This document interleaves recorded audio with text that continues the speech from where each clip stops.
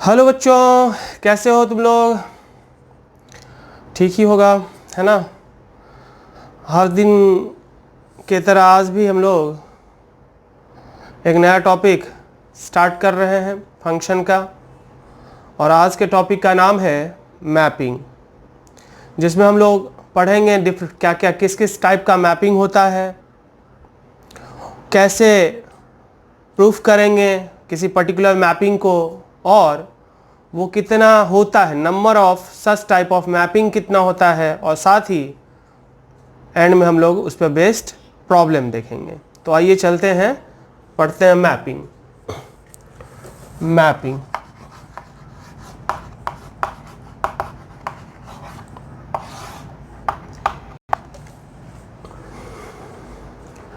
ये mapping function को ही कहा जाता है, कोई नया टर्म नहीं है।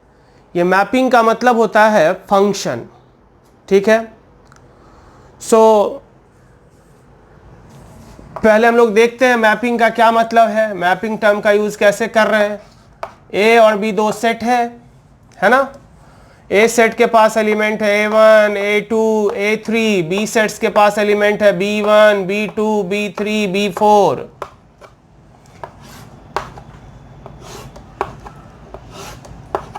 और ये f फंक्शन है, f एक मैपिंग है। f एक फंक्शन है या मैपिंग है जो किधर से किधर हो रहा है, a सेट से किधर, b सेट के तरफ, है कि नहीं। a टू b हो रहा है। तो यहां a1 मैप कर रहा है किसको, b1 को। a2 किसको मैप कर रहा है, b1 को। a1 और a2 दोनों का इमेज क्या है, b1, यानी a1 का मैपिंग है b1 के साथ, a1 का इमेज बन रहा है b1 के साथ, यानी A1 का इमेज है B1 और A2 का भी इमेज है B1, और इस तरह से A3 का इमेज कितना है, B3। तो इसमें हम लोग को जानना है कि कौन कौन सा टाइप का मैपिंग होता है, ठीक है। कैसे प्रूफ करेंगे उस पर्टिकुलर मैपिंग को, कैसे डिफाइन करेंगे, कैसे प्रूफ करेंगे, और कितना वैसा नंबर ऑफ मैपिंग होता है, और देखते हैं पहले। तो सबसे पहले मैपिंग को देखते हैं, मैपिंग कितने टाइप का होता है। मैपिंग जब इसको डिवाइड किया गया, दो अलग अलग बेस पर बांटा गया। एक ऐसा बेस जिसमें दो तरह का मैपिंग होता है, एक को कहते हैं 1-1 मैपिंग, 1-1 या इंजेक्टिव, 1-1 या इंजेक्टिव, ठीक है। 1-1 या फिर मेनी वन। दूसरे बेस पर देखा जाए तो फंक्शन दो तरह का है, ऑनटो या फिर इनटू, ऑनटो और इनटू। ऑनटो का दूसरा नाम भी है सरजेक्टिव, ठीक है। तो दो अलग अलग बेस है, इस दो अलग अलग बेस पर बेस 1, एक बेस से अगर देखा जाए U1, बेस 1, बेस 2, दो अलग अलग बेस पर बांटा गया। एक बेस पर फंक्शन दो तरह का होता है, 1-1 या और दूसरा मेनी वन, और दूसरे बेस पर फंक्शन इनटू और ऑनटू, ये दो तरह का होता है। तो 1-1 है क्या, ये तो हम लोग पहले ही पढ़ चुके हैं कि फंक्शन जब a टू b होता है तो a सेट को क्या कहते हैं, a सेट क्या कहलाता है, डोमेन, है कि नहीं, बहुत बार बात कर चुके हैं। b सेट को क्या कहते हैं, कोडोमेन, है ना। और बी सेट का वो एलिमेंट जो रिलेशन में पार्टिसिपेट करे उसे क्या कहते हैं, रेंज कहते हैं। तो ये हमारा रेंज हो गया, है कि नहीं। तो जब फंक्शन a टू b होता है तो a सेट को क्या कहते हैं, डोमेन कहते हैं, b सेट को क्या कहते हैं, कोडोमेन। रेंज नहीं कहते इसको कहते हैं हम लोग कोडोमेन। तो 1-1 क्या होता है, नाम से ही क्लियर है। 1-1 मैपिंग का मतलब है 1 का रिलेशन 1 के साथ बने, A1, A2, A3, B1, B2, B3, B4। 1 का रिलेशन 1 के साथ, देखो 1 का रिलेशन 1 के साथ है, इसका मतलब यहां पर फंक्शन कैसा है, 1-1 है, और 1 का 1 के साथ तो 1-1। उसी का दूसरा नाम क्या है, इंजेक्टिव। दूसरा मेनी वन, नाम से यहां भी क्लियर है, मेनी का रिलेशन 1 के साथ, A, B, A1, A2, A3, B1, B2, B3, many का रिलेशन 1 के साथ। मेनी का रिलेशन देखो 1 के साथ है, मेनी का एक से ज्यादा का रिलेशन 1 के साथ है, इसलिए इसका नाम हो गया मेनी 1। ठीक है, तो एक हो गया 1 1, दूसरा हो गया मेनी 1। दूसरे व्यू में फंक्शन ऑनटो और इनटू होता है। ऑनटो क्या होता है? तो जब कोडोमेन और रेंज सेम हो, यहां पर कोडोमेन क्या है? B1, B2, B3, B4 और रेंज क्या है? B1 और B3। तो इस केस में कोडोमेन और रेंज सेम नहीं है, लेकिन जब कोडोमेन और रेंज सेम हो तो वैसे फंक्शन को कहते हैं onto. Codomain is equal to क्या? रेंज। कोडोमेन और रेंज सेम हो तो फंक्शन कहलाता है ऑनटो। इसका एग्जांपल अगर देखा जाए, मतलब दूसरे सेट में एलिमेंट खाली नहीं बचना चाहिए। ये फंक्शन हो रहा है A to B, A1, A2, B1, B2। देखो यहां कोडोमेन और रेंज दोनों क्या है? सेम है, इसलिए फंक्शन हो गया ऑनटो। इनटू किसको कहते हैं? अगर बी सेट में एलिमेंट खाली बच जाए, codomain not equal to range, और जब खाली बचेगा तो वो दोनों इक्वल नहीं होगा, है कि नहीं? और इसका एग्जांपल अगर हम देखें तो ये ए सेट है, ये बी सेट है, इसमें एलिमेंट है A1, A2, इसमें एलिमेंट है B1, B2 और B3, है कि नहीं? और हमने क्या कहा? जब codomain not equal to range है तो फंक्शन क्या कहलाता है? इनटू। तो फंक्शन को दो अलग अलग बेस पर बांटा गया, एक बेस में 1 1 और मेनी 1, और दूसरे बेस में क्या होता है? ऑनटो और इनटू। ये 1 1 और मेनी 1 नाम से ही क्लियर है, 1 का रिलेशन 1 के साथ तो 1 1, और जब मेनी मतलब एक से ज्यादा का रिलेशन 1 के साथ हो तो मेनी 1। ऑनटो किसको कहते हैं? तो इसको समझने के लिए ये चीज हमने समझा कि फंक्शन जब A to B होता है, समझा क्या? पहले से जानते हैं, A to B होता है तो A सेट को डोमेन कहते हैं, बी सेट्स को कोडोमेन कहते हैं, और बी सेट्स का वो एलिमेंट जो रिलेशन में पार्टिसिपेट करे उसे हम रेंज कहते हैं, है कि नहीं? और जब हम इस तरह से लिखते हैं f, इसका मतलब होता है f एक फंक्शन है जो हो रहा है किधर से किधर? A to B। तो A सेट को क्या कहते हैं? डोमेन, और B सेट्स को क्या कहते हैं? कोडोमेन कहते हैं। तो जब कोडोमेन और रेंज सेम हो, कोडोमेन और रेंज सेम होने का क्या मतलब? बी सेट का हर एक एलिमेंट अगर पार्टिसिपेट करे, सेकेंड सेट का हर एक एलिमेंट अगर पार्टिसिपेट करे, तो उस समय कोडोमेन और रेंज सेम होगा, और उस केस में फंक्शन कहलाएगा क्या? ऑनटो। अदरवाइज अगर फंक्शन ऑनटो नहीं है तो फंक्शन क्या होगा? इनटू। इवन ऑड के तरह ऐसा नहीं है कि function neither even nor odd होता है। वहां पर क्या था? कुछ फंक्शन इवन है, कुछ ऑड है, कुछ नाइदर इवन नॉर ऑड है, लेकिन यहां वैसा नहीं है।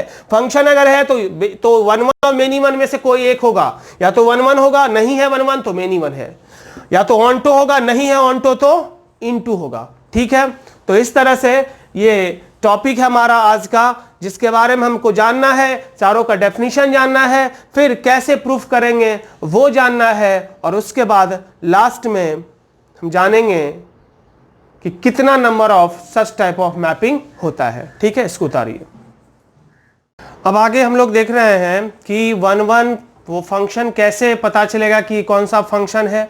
वैसे तो हम लोग देख ही चुके हैं, लेकिन एक थोड़ा डेफिनेशन भी इसका जान लेते हैं, और कैसे प्रूफ करेंगे ये देखते हैं। तो पहला है 1 1 / मेनी 1, 1 1 या फिर ऑब्लिक मेनी 1,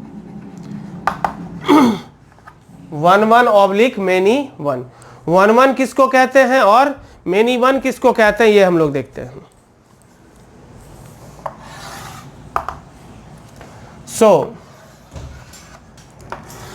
ये एक सेट है A, दूसरा सेट है B, A1, A2, A3, B1, B2, B3, B4। तो यहां पर ये फंक्शन कैसा है? 1 1 है कि नहीं? फंक्शन कैसा है? मेनी 1 1 है। और मेनी 1 का क्या मतलब? जब मेनी का रिलेशन 1 के साथ हो, अगर 1 1 नहीं है तो मेनी 1 है। तो फंक्शन 1 1 होने का मतलब कोडोमेन सेट्स के किसी भी एलिमेंट का मैक्सिमम एक प्री इमेज होना चाहिए। यहां A1 का इमेज क्या है? B1, तो B1 का प्री इमेज क्या हुआ? A1। अगर 2 का रिलेशन 1 के साथ हो जाएगा, अगर इस 2 का रिलेशन सपोज मान लो इसके साथ बना दे, तो फिर B1 का कितना प्री इमेज हो जाएगा? 2। तो उस केस में फंक्शन कैसा हो जाएगा? मेनी 1। तो कोडोमेन सेट के किसी भी एलिमेंट के पास एक से ज्यादा प्री इमेज नहीं होना चाहिए। ठीक है, so a function is said to be 1 1 if every element of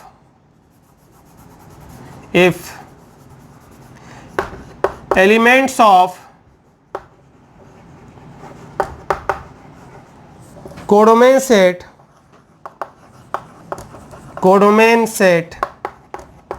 has at most one pre-image in domain set यानी प्री इमेज, एक से ज्यादा प्री इमेज नहीं होगा, otherwise called many one, otherwise called क्या, many one, called many one. ठीक है, तो यहां एक मेनी वन का भी देख लेते हैं। ये ए सेट है और ये बी सेट है, फंक्शन है एफ या जी मान लेते हैं, A1 A2 A3 B1 B2 B3। यहां देखो कैसा फंक्शन है, ये मेनी वन है, मेनी का रिलेशन वन के साथ है। तो कोडोमेन सेट्स के इस एलिमेंट के पास कितना प्री इमेज है डोमेन सेट में, एक से ज्यादा हो गया, इसलिए 1 1 नहीं है। तो ये फंक्शन है 1 1 और ये फंक्शन कैसा है, मेनी वन। ये फंक्शन कैसा है, मेनी वन। ये 1 1 फंक्शन है और ये फंक्शन है क्या, मेनी वन। ठीक है, अब है कि कैसे प्रूफ करेंगे कि कोई फंक्शन 1 1 होगा या मेनी वन होगा। सो पहला, fx1 equal to a function fx is said to be 1 1, said to be 1 1 if 1 1 कब कहलाएगा, जब fx1 बराबर fx2 हो। यहां देखो x1 और x2 अगर ये है तो fx1 और fx2 दोनों क्या है, सेम, क्योंकि fx का मतलब होता है इमेज, तो fx1 का मतलब सेम, fx1 और fx2 दोनों सेम है। तो fx1 fx2 अगर सेम है तो x1 और x2 भी सेम होना चाहिए, यहां पर अलग अलग है, इसका मतलब ये 1 1 नहीं है। 1 1 if fx1 equal to fx2, fx1 is equal to fx2 implies x1 बराबर कितना, x2। मतलब fx1 बराबर fx2 लेके हम चलेंगे, फंक्शन दिया हुआ है fx, तो fx1 इक्वल टू fx2 लेके चलेंगे। अगर उससे x1 बराबर x2 सिर्फ और सिर्फ आया, ऐसा नहीं कि x1 बराबर x2 भी आ गया और कुछ और भी रिलेशन आ गया, वैसा नहीं, सिर्फ और सिर्फ fx1 इक्वल टू fx2 लेने से x1 इक्वल टू x2 आए तो हम कहेंगे कि वो फंक्शन क्या है, 1 1 है। अदरवाइज क्या, many one, otherwise called many one, नहीं तो वो क्या कहलाएगा, मेनी वन कहलाएगा। ठीक है, दूसरा यही है जो यूज होता है प्लस टू में यही मेथड हमेशा यूज होता है। दूसरा है ग्राफिकली जैसे मान लो y equal to x square है, y इक्वल टू क्या है, एक्स स्क्वायर, तो y equal to x square का ये ग्राफ हो गया। एक्स एक्सिस के पैरेलल हम एक लाइन खींचे जो एक्स एक्सिस के पैरेलल है, तो इस दोनों पॉइंट का y का वैल्यू क्या है, सेम है, जबकि x क्या है, अलग अलग। x दोनों का क्या है, अलग अलग है, x दोनों का अलग अलग है, एक का x1 दूसरे का x2, लेकिन दोनों का y क्या है, सेम है। तो फंक्शन क्या हो गया, मेनी वन। x एक्सिस के पैरेलल लाइन खींचेंगे, अगर वो ग्राफ को एक से ज्यादा पॉइंट पर कट करेगा तो वो फंक्शन मेनी वन होगा, और अगर मैक्सिमम एक पॉइंट पर कट करेगा तो क्या होगा, 1 1 होगा। So next point, a function will be 1 1 if any line drawn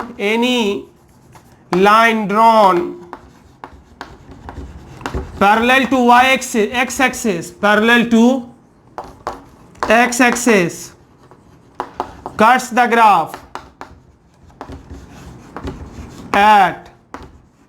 at most 1 point, at क्या, एट मोस्ट 1 पॉइंट, अधिक से अधिक एक पॉइंट पर जब कट करेगा तो फंक्शन क्या होगा, 1 1 होगा। अगर एक से ज्यादा पॉइंट पर कट कर देगा तो वो फंक्शन 1 1 नहीं होगा। तीसरा, ऑल इवन फंक्शंस आर जितना भी इवन फंक्शन है सारा का सारा इवन फंक्शन मेन इवन होगा, क्योंकि जब इवन फंक्शन होगा तो y एक्सिस के रिस्पेक्ट में सिमेट्रिकल होगा, तो जब हम x एक्सिस के पैरेलल लाइन खींचेंगे तो कम से कम 2 पॉइंट पर कट करेगा, इसलिए ऑल इवन फंक्शन आर क्या many one, are many one. Fourth point, अगर किसी फंक्शन का डेरिवेटिव 0 से बड़ा हो या डेरिवेटिव 0 से छोटा हो, डेरिवेटिव अगर 0 से बड़ा है तो इस तरह से ग्राफ बनेगा, 0 से छोटा है तो इस तरह से ग्राफ बनेगा, तो या तो स्ट्रिक्टली इंक्रीजिंग हो या स्ट्रिक्टली डिक्रीजिंग हो, दैट इज मोनोटोनिक हो। मोनोटोनिक कहने का मतलब या तो इंक्रीजिंग हो, स्ट्रिक्टली इंक्रीजिंग, या फिर स्ट्रिक्टली डिक्रीजिंग हो, वैसे फंक्शन को हम क्या कहते हैं, मोनोटोनिक फंक्शन कहते हैं। और अगर कोई मोनोटोनिक फंक्शन है तो वो हमेशा 1-1 फंक्शन होगा। ऑल मोनोटोनिक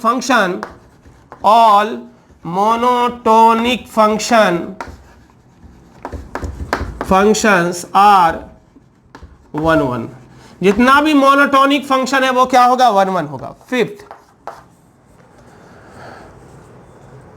हमने बात किया था एक बेसिक में ही कि अगर मैक्सिमा मिनिमा, मैक्सिमा का केस है तो ऐसा ग्राफ में होगा, मिनिमा का केस है तो ऐसा सिचुएशन होगा, है कि नहीं। तो अगर फंक्शन के पास एक भी मैक्सिमा या मिनिमा पॉइंट अगर है तो उस केस में ग्राफ में शेप इस टाइप का आएगा, है कि नहीं, या मिनिमा है तो इस शेप में इस टाइप का आएगा। तो जब हम उस केस में जब एक्स एक्सिस के पैरेलल लाइन खींचेंगे तो कितने पॉइंट पर ग्राफ को कट करेगा, कम से कम 2 पॉइंट पर।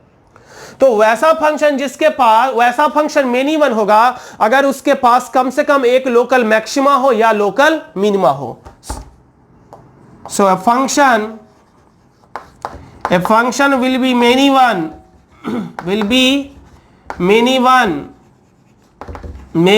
if it has at least one local maxima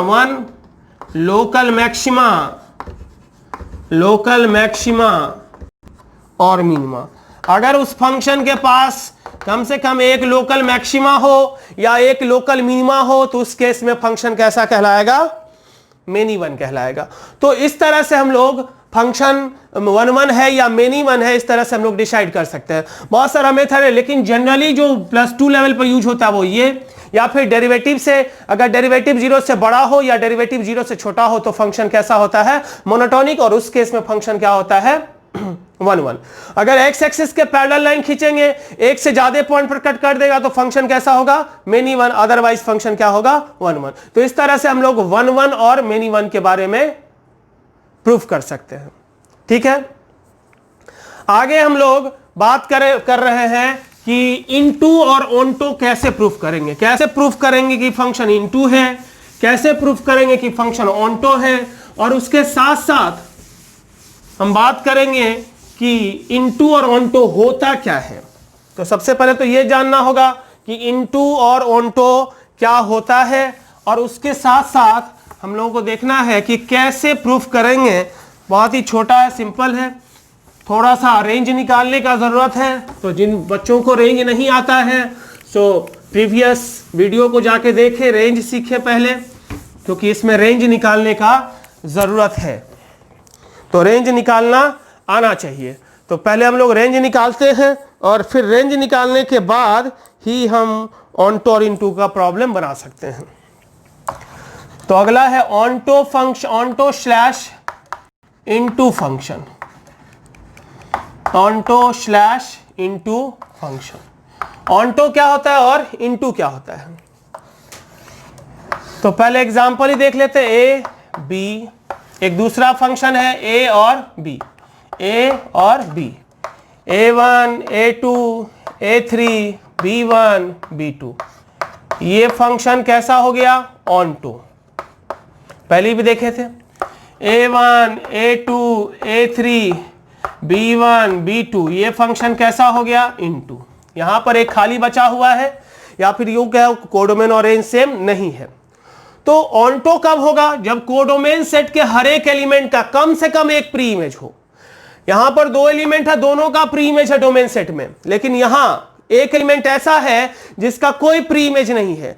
अगर हर एक एलिमेंट का प्री इमेज हो तो वैसे फंक्शन को क्या कहते हैं, ऑन्टो कहते हैं, अदरवाइज फंक्शन क्या कहलाता है, इनटू कहलाता है। सो डेफिनेशन क्या हुआ, a function is said to be onto if every element of codomain set, every elements of codomain set के हर एक एलिमेंट का कम से कम एक प्री इमेज होना चाहिए डोमेन सेट में, है set has at least one pre image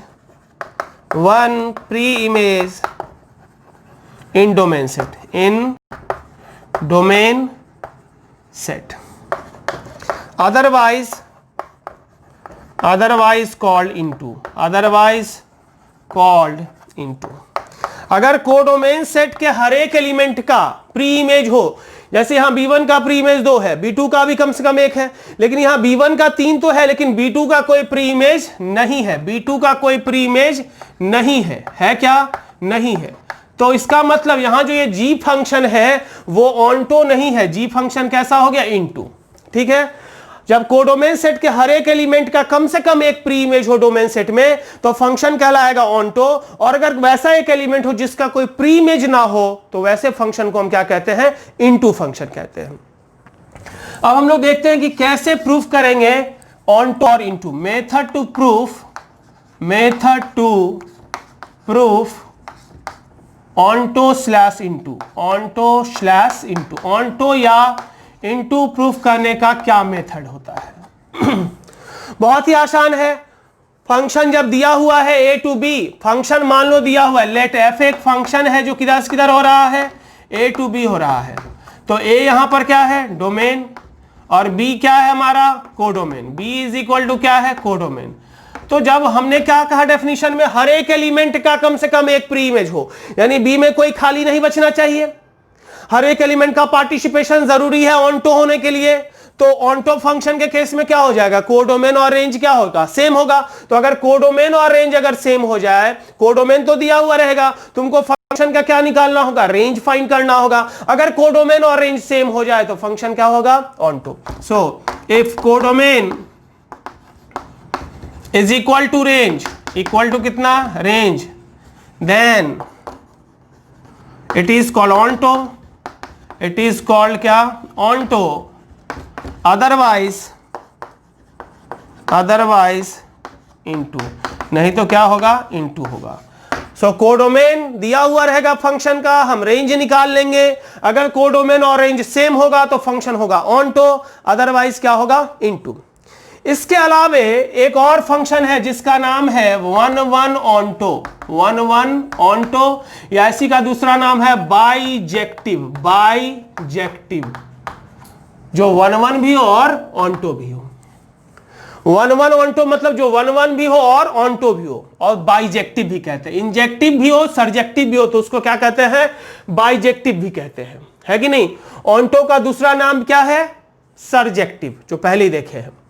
तो वन वन ऑन्टो का क्या मतलब, वन वन भी हो और ऑन्टो भी हो। देखते हैं यहां पर A1 A2 A3 B1 B2 B3, तो वन वन भी है और ऑन्टो भी है, यानी कोडोमेन सेट्स के हर एक एलिमेंट का एक यूनिक इमेज है। कैसा इमेज है, यूनिक इमेज है। कोडोमेन सेट्स के हर एक एलिमेंट का जब unique, every element of codomain set has unique image in domain set, यानी कोडोमेन सेट्स के हर एक एलिमेंट का जब यूनिक इमेज हो, यूनिक मतलब यूनिकनेस है, मतलब B1 का जो है वो किसी और का नहीं है और मात्र एक ही है कि नहीं। तो उस केस में फंक्शन कहलाएगा वन वन ऑन्टो। से function is said to be one one onto if every element of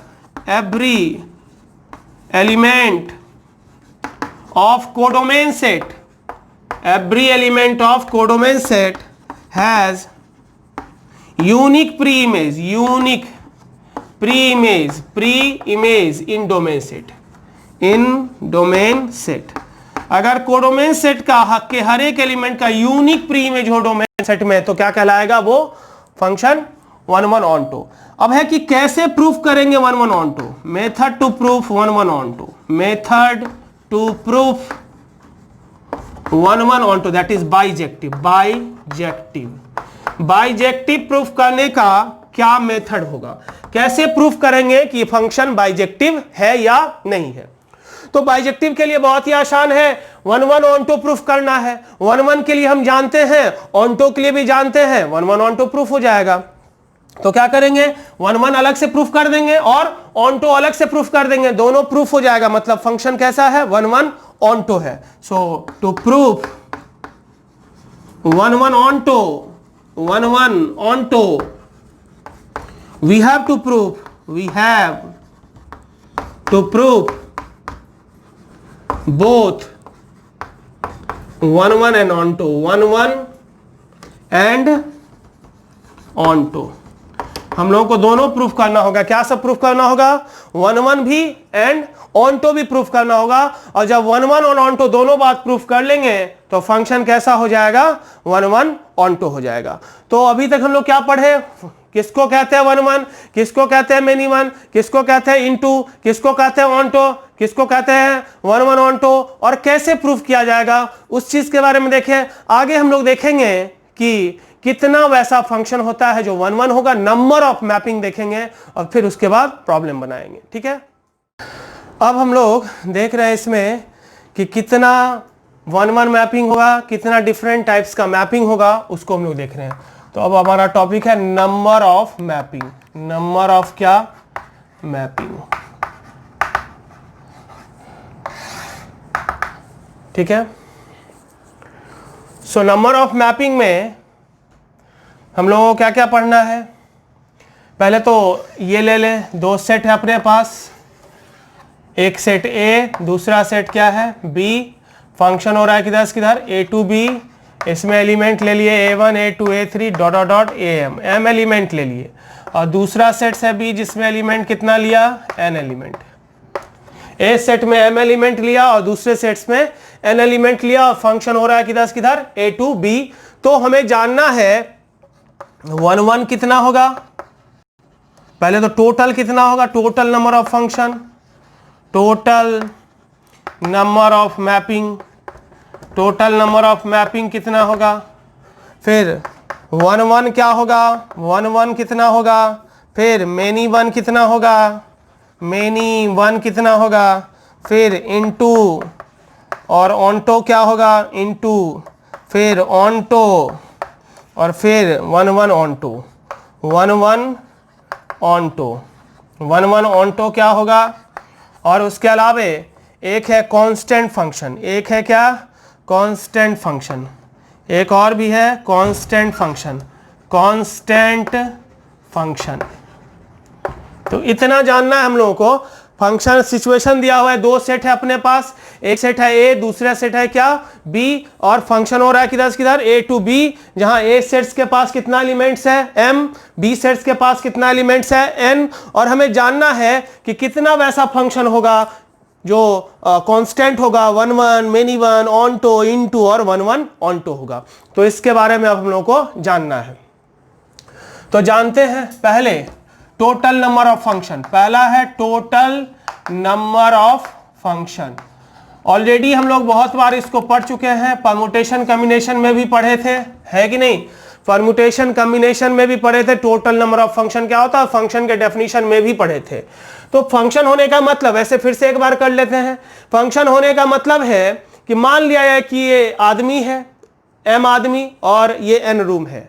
ठीक है, तो फंक्शन होने का क्या मतलब? कि हर एक आदमी को रूम में ले जाना है। फंक्शन का पहला कंडीशन जो कहता है कि हर एक एलिमेंट का एसोसिएशन होना चाहिए। दूसरा कंडीशन क्या होता है कि एक का रिलेशन दो के साथ नहीं होगा, मतलब एक आदमी को दो अलग अलग रूम में नहीं रखा जा सकता है। बात सही है, दो को एक रूम में रख सकते हैं। तीसरा कंडीशन क्या कहता है? कि कुछ रूम भी होना चाहिए और कुछ आदमी भी होना चाहिए।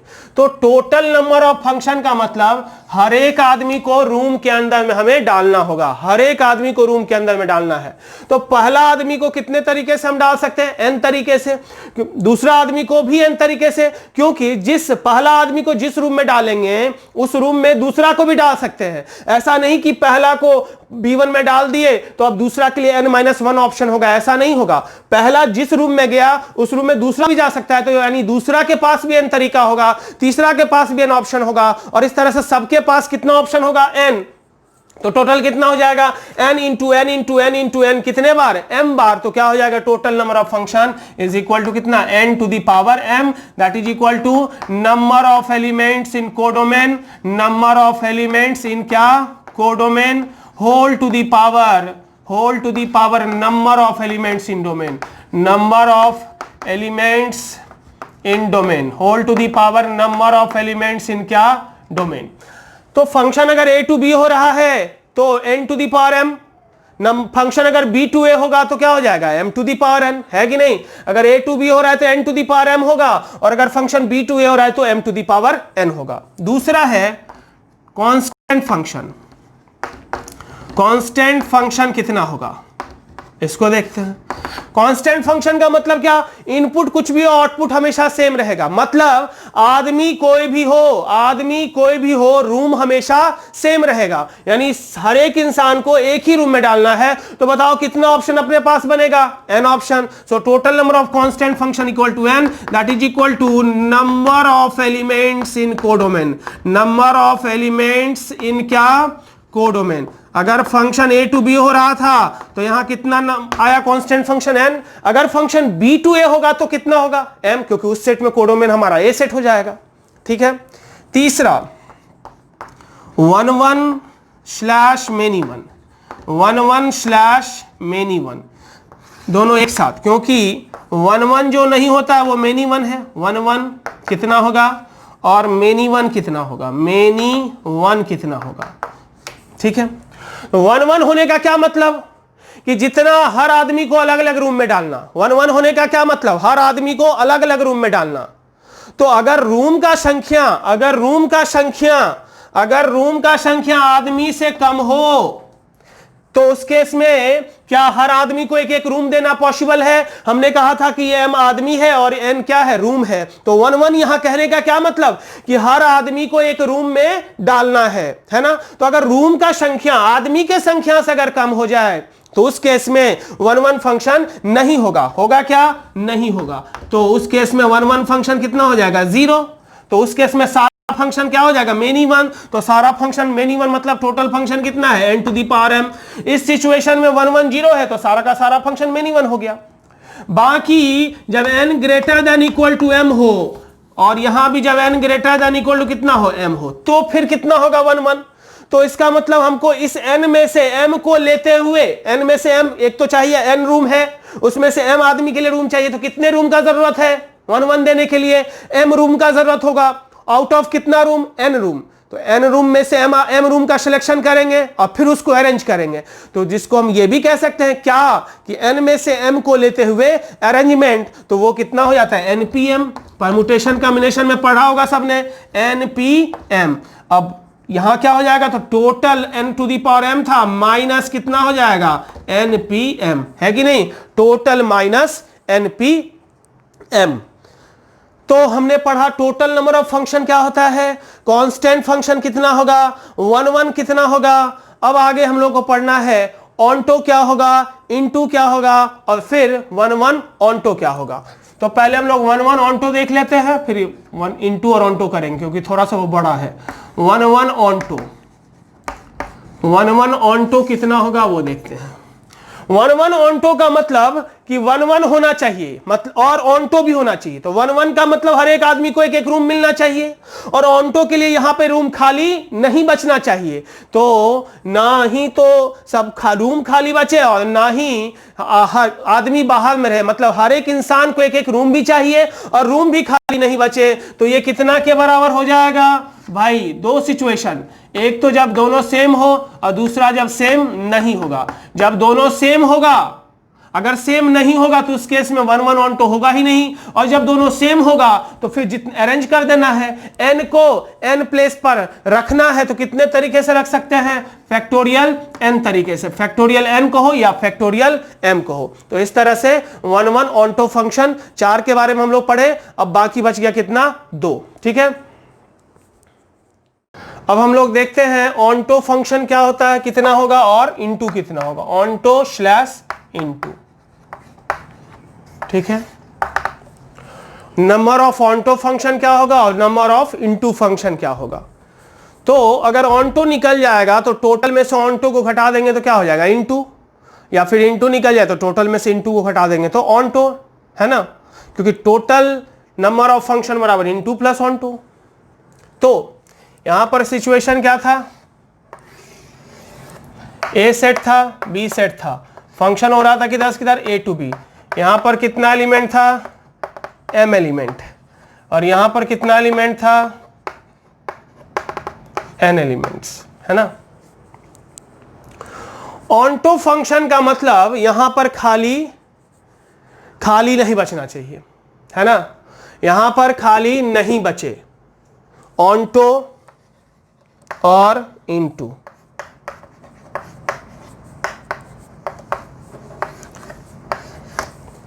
यहां पर खाली नहीं बचे तो अगर रूम का संख्या अगर आदमी से ज्यादा हो जाए, रूम का संख्या अगर आदमी से ज्यादा हो जाए तो रूम को तो खाली होना मस्ट है, अदरवाइज एक आदमी को 2 रूम में रखना पड़ेगा, ये संभव नहीं है कि नहीं। तो इस केस में ऑनटो फंक्शन कितना हो जाएगा, 0। तो इस केस में बाकी का सारा फंक्शन क्या हो जाएगा, इनटू, सारा फंक्शन है कितना है, n to the power m। और जब n less than equal to m हो, n less than equal to m हो, और यहां भी है जब n less than equal to m हो तो ऑनटो क्या होगा और इनटू क्या होगा, क्योंकि n ग्रेटर देन m के लिए ऑनटो फंक्शन 0, ऑनटो कितना 0, तो ये सारा फंक्शन क्या हो गया, इनटू हो गया। बाकी इस सिचुएशन में ऑनटो कितना होगा। तो ये एक थ्योरी परम्यूटेशन कॉम्बिनेशन का है, सबने पढ़ा होगा, distribution of m distinct objects. m को हमको डालना है कितने में, n बॉक्स में, n रूम में। तो देखो अपने पास n रूम है, कितना रूम है, n, फर्स्ट, सेकेंड, थर्ड, और इस तरह से n-1 और n, first, second, third, n-1 और n।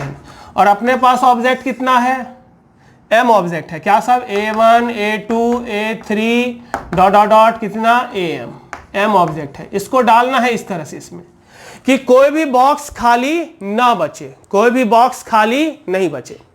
तो मान लेते हैं कि NAI उस नंबर ऑफ वे को डिनोट कर रहा है जिसमें ith पोजीशन का एलिमेंट क्या है, खाली है।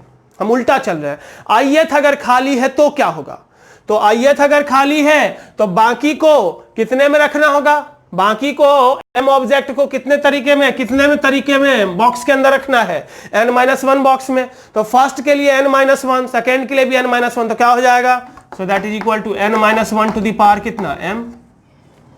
फिर NAI intersection AJ, AI intersection कितना, AJ, तो ये कितना हो जाएगा। इसका मतलब क्या हुआ, वो ऐसा नंबर ऑफ डिस्ट्रीब्यूशन जिसमें ith और jth जो है बॉक्स वो खाली है। ये क्या था, ith बॉक्स खाली, यानी कोई एक बॉक्स खाली रहेगा, ith जिसका की पोजीशन नंबर है।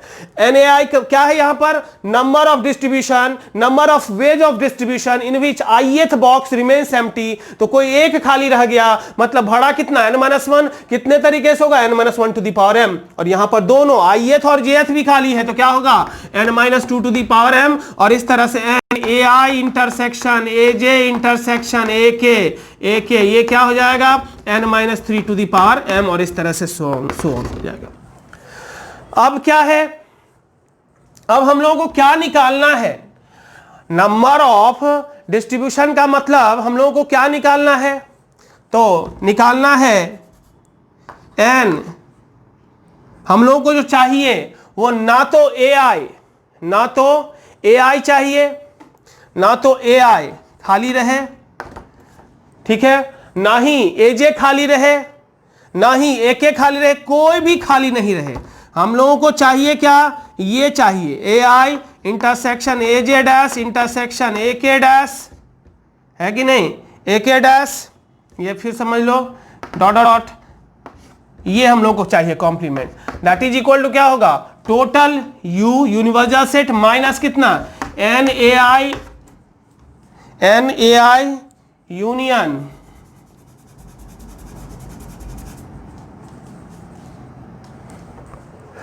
हाँ, तो हम लोगों को क्या चाहिए, ये चाहिए, ये में से कोई भी खाली नहीं है, ना तो ए आई, ना ही ए जे, ना ही ए के। So n union minus n A I union कितना, ए जे यूनियन कितना, डॉट डॉट डॉट, ठीक है, इसका complement. So this is equal to U मतलब क्या, टोटल कितना है हमारे पास, n to the power m minus, अब देखो ये लॉज ऑफ इंक्लूजन एक्सक्लूजन से पढ़ा होगा, तो इसका वैल्यू कितना होता है, ये पढ़ा होगा n A union B union C, क्या होता है, n A plus n B plus n C minus दो का intersection, A intersection B minus n B intersection C minus n C intersection A plus n A intersection B intersection कितना C. तो पहले single वाला है कि नहीं, तो 3 गो में सिंगल वाला क्या गो बनेगा, 3 गो, 3c1, यहां पर n गो है, क्या गो है, n गो, तो n गो में सिंगल वाला क्या गो बनेगा, nc1, और एक के लिए वैल्यू कितना दिया हुआ है, n-1 to the power m। जैसे यहाँ na nb nc है तो 3 गो है और तीनों का वैल्यू तो दिया हुआ है, na किसी एक के लिए n-1 टू द पावर कितना दिया हुआ है m। फिर साइन दो के केस में साइन बदल जाएगा, तो दो वाला कितना होगा, nc2 गो और n-2 to the power m plus कितना, फिर साइन बदलते जाता है, nc3 n-3 to the power m minus dot dot.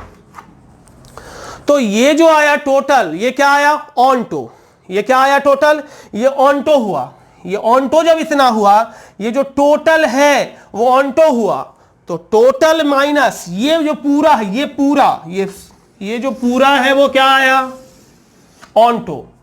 तो टोटल माइनस समथिंग बराबर ऑन्टो है, इसका मतलब ये जो समथिंग है वो क्या हो गया, ये जो समथिंग है वो क्या हो गया, इनटू, तो ये बाहर वाला क्या हो गया, ऑन्टो, और ये अंदर वाला क्या हो गया, इनटू, है कि नहीं, बाहर वाला हो गया ऑन्टो और अंदर वाला हो गया क्या, इनटू, ठीक है।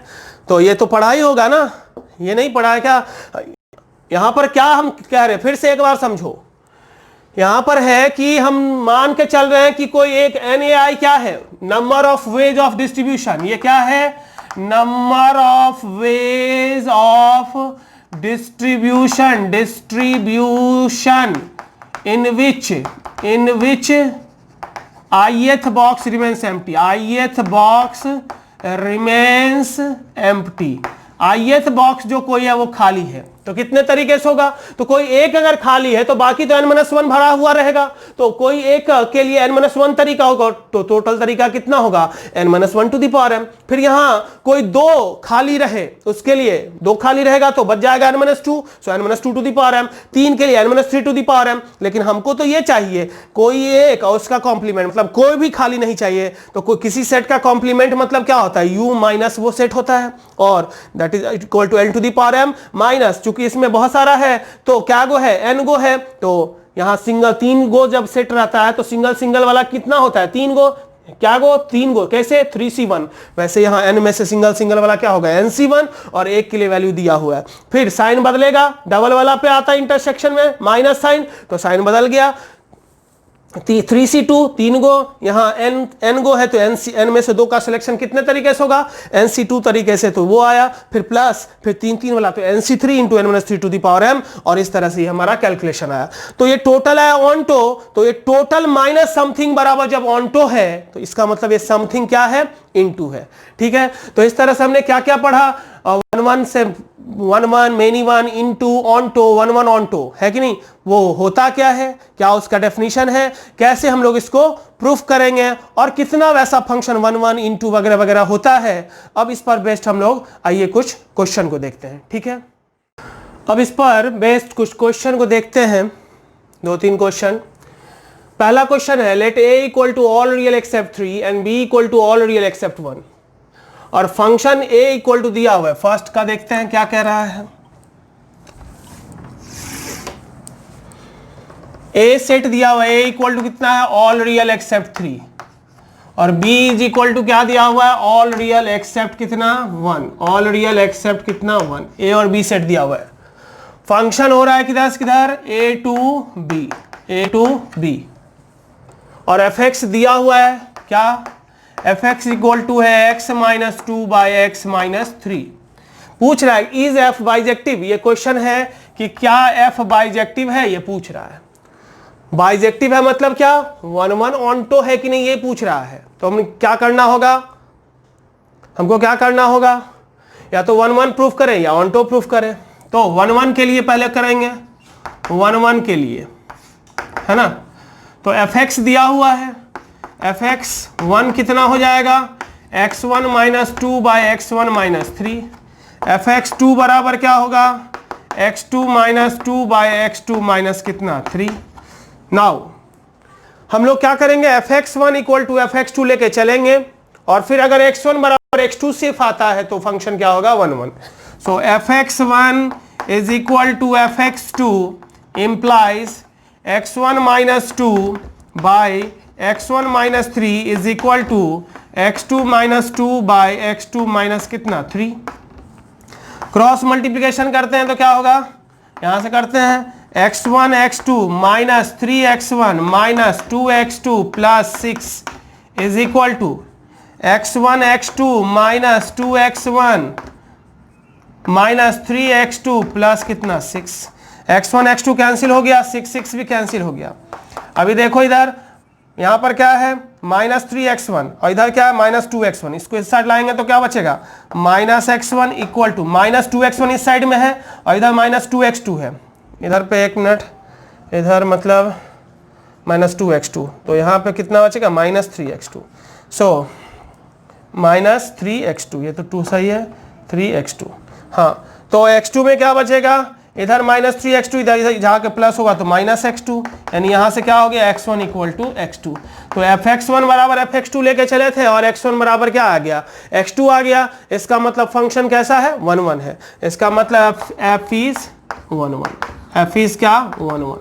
अब ऑन्टो करना है, ऑन्टो के लिए क्या करना होता है, कोडोमेन इक्वल टू रेंज। तो यहाँ कोडोमेन कौन सा सेट है, b, तो b दिया हुआ, यानी ये हमारा कोडोमेन दिया हुआ है, हमको रेंज निकालना होगा। तो रेंज निकालते हैं, ऑन्टो के लिए चेक करते हैं।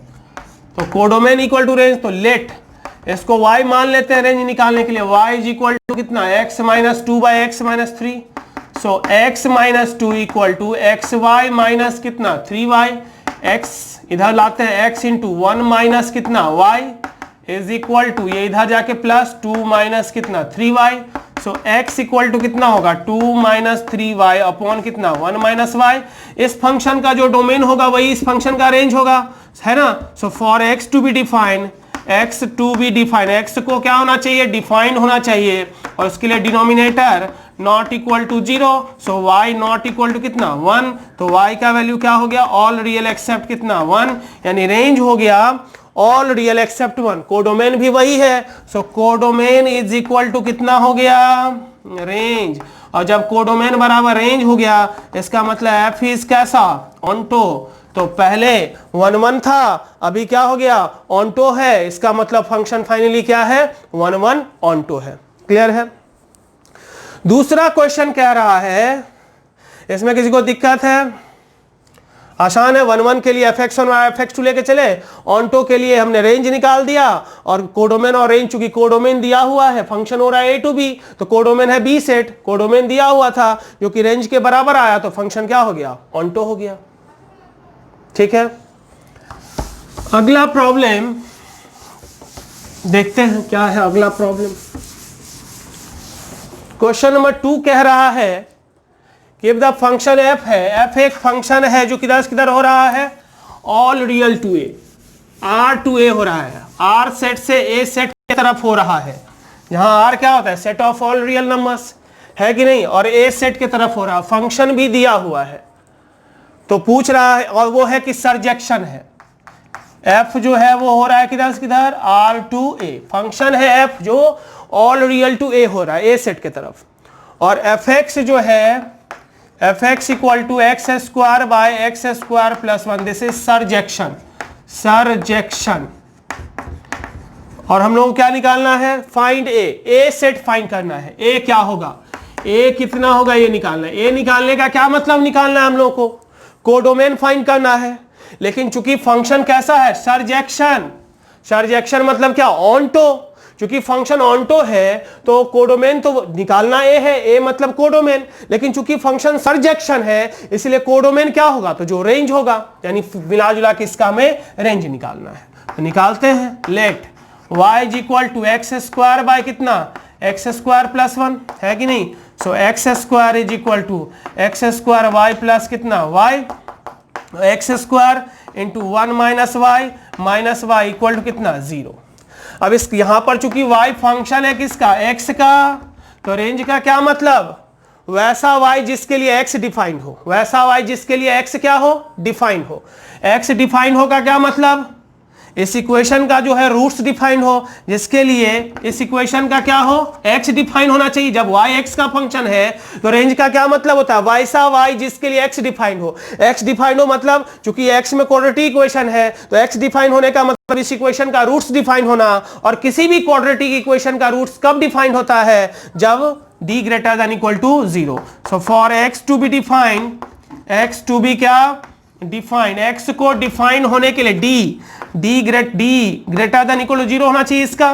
तो d मतलब B square minus 4ac, c मतलब कितना माइनस वाई, तो प्लस वाई हो जाएगा, ग्रेटर देन इक्वल टू कितना 0। तो इसको सॉल्व करते हैं। सो रूट्स क्या सब आया, 0 और 1। तो वाई स्क्वायर का ऑप्शन निगेटिव है तो बीच में कैसा साइन होगा, अपोजिट, बाहर में क्या सेम। तो y का वैल्यू कहां से कहां तक आ गया, 0 से लेके कहां तक 1 तक, 0 से लेके कहां तक 1 तक y का वैल्यू आया, 0 से लेके 1 तक y का वैल्यू आया। तो y का मतलब क्या, रेंज आ गया 0 से लेके 1 तक। तो हमें तो वही निकालना था, a फाइंड करना था। a मतलब क्या, कोडोमेन, और कोडोमेन क्या होगा, तो जो रेंज होगा। क्यों, क्योंकि फंक्शन कैसा है, सर्जेक्शन है। तो फाइनल आंसर a का क्या वैल्यू हो गया। सो इसका मतलब a is equal, a belongs to, a equal to set कौन सा हो गया, 0 से लेके कहां तक 1 तक। ठीक है। तीसरा सवाल है, वो भी कुछ इसी टाइप का दिया हुआ है।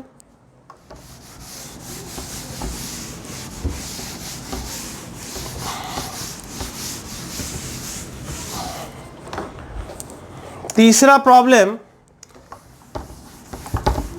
क्या है उसको देखते हैं।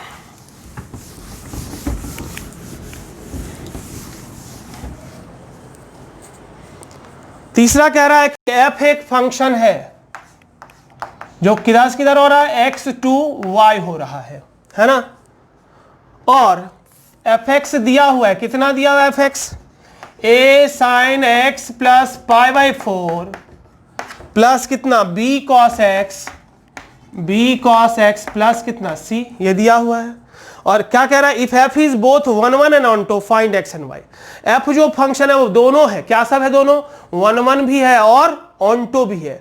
f जो फंक्शन है वो 1 1 भी है और क्या है, ऑन्टो भी है। ओ 1 1 और ऑन्टो है, और हम लोगों को क्या निकालना है, x और y दोनों निकालना है। 1 1 और ऑन्टो ये फंक्शन है ना। 1 1 और ऑन्टो अगर है तो x क्या होगा और y क्या होगा। तो x तो है डोमेन और y क्या है, कोडोमेन। तो हमें डोमेन और कोडोमेन चाहिए, लेकिन चूंकि ऑन्टो है तो कोडोमेन क्या होगा, तो रेंज होगा। तो जो इसका रेंज होगा वही y सेट हो जाएगा। तो पहले तो रेंज निकाल लेते हैं इसका। So this is equal to कितना, इसको एक्सपेंड कर देते हैं तो क्या हो जाएगा, sine x into cos pi by 4 अब प्लस कॉस x इंटू कितना साइन पाई बाई 4 अब प्लस कितना b cos x अब प्लस कितना c। So this is equal to a by root 2 into sine x अब प्लस a बाय रूट 2 अब plus b into कितना cos x अब plus कितना c। अब इसका रेंज क्या होगा, तो भाई ये तो वही फॉर्म हो गया, a ये कितना, इस पूरे को मान लिया क्या b या प्लस c। तो इसका रेंज क्या होगा, क्योंकि हमें y सेट निकालना है, चूंकि फंक्शन 1 1 ऑन्टो है तो y इज इक्वल टू क्या, range of f। y equal to क्या होगा, range of f, because f is 1 1 onto, 1 1 onto. y तो वैसे कोडोमेन है, लेकिन कोडोमेन किसके बराबर होगा? रेंज के, क्योंकि फंक्शन कैसा है? 1 1 ऑन 2 है, तो इसका रेंज क्या हो जाता है? c minus root under a square plus b square, यानी a बाय रूट 2 का whole square plus a by root 2 plus b का whole square. c minus root under a square plus b square से क्या?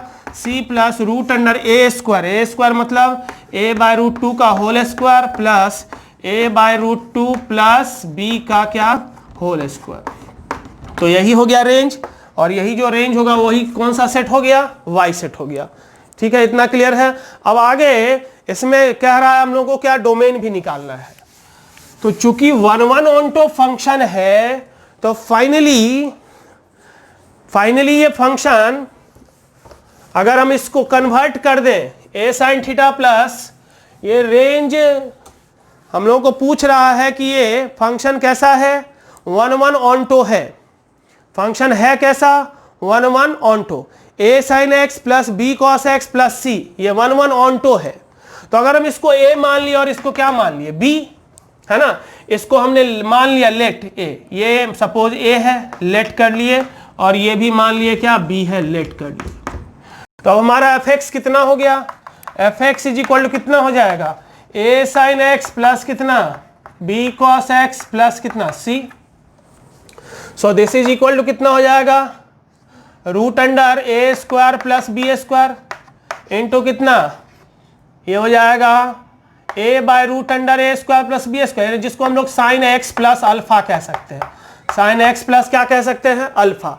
जहां cos alpha का where cos alpha बराबर क्या होगा? Cos alpha equal to a by root under कितना? A square plus b square. ये हो जाएगा हमारा कॉस अल्फा का वैल्यू। तो अब पूछ रहा है कि इस फंक्शन का क्या निकालना था? डोमेन निकालना था। किस सिचुएशन में? फंक्शन कैसा है? 1 1 ऑन 2 है। फंक्शन कैसा है? 1 1 ऑन 2। तो 1 1 ऑन 2 साइन फंक्शन 1 1 ऑन 2 कहां पर शो करता है? -π/2 से π/2 में। So for fx to be 1 1 on 2, fx को 1 1 ऑन 2 होने के लिए x का जो वैल्यू है, क्योंकि ये फंक्शन साइन है, और साइन 1 1 ऑन 2 कहां पर होता है? -π/2 से π/2 में। तो साइन का जो एंगल है x प्लस अल्फा, इसका वैल्यू क्या होना चाहिए? -π/2 से लेकर कहां तक होना चाहिए? π/2 तक, है कि नहीं? तो x का वैल्यू क्या होगा? -π/2 माइनस अल्फा से लेकर कहां तक? π/2 माइनस अल्फा तक। तो x का वैल्यू आ गया, यानी डोमेन हमारा आ गया क्या? -π/2 माइनस अल्फा से कहां तक? π/2 माइनस अल्फा तक, वेयर अल्फा का वैल्यू कितना है? Alpha is equal to cos inverse कितना? a by root under a square plus b square. और जहां a और b का वैल्यू क्या है? ये एक था और ये क्या था? b। a और b का वैल्यू चाहो तो तुम पुट कर सकते हो। तो क्वेश्चन वही था, थोड़ा सा हल्का बड़ा कर दिया था कैलकुलेशन की वजह से। क्वेश्चन वही है, हमेशा हर जगह वही काम देगा। कभी कोडोमेन निकालना है, कभी रेंज निकालना है। तो जनरली इसमें इस टाइप के प्रॉब्लम में रेंज का जरूरत है। सो रेंज अगर आपको निकालने आता हो तो आप इसका प्रॉब्लम आसानी से कर सकते हैं। और इससे क्वेश्चन हर बार एग्जाम में, जनरली एग्जाम में आता ही है। जेईई मेंस के एग्जाम में हमेशा क्वेश्चन आता है, तो इसको बढ़िया से कीजिए और इसके बाद जो क्वेश्चन आया हुआ है आप लोग इसको बनाइए। ठीक है, थैंक यू।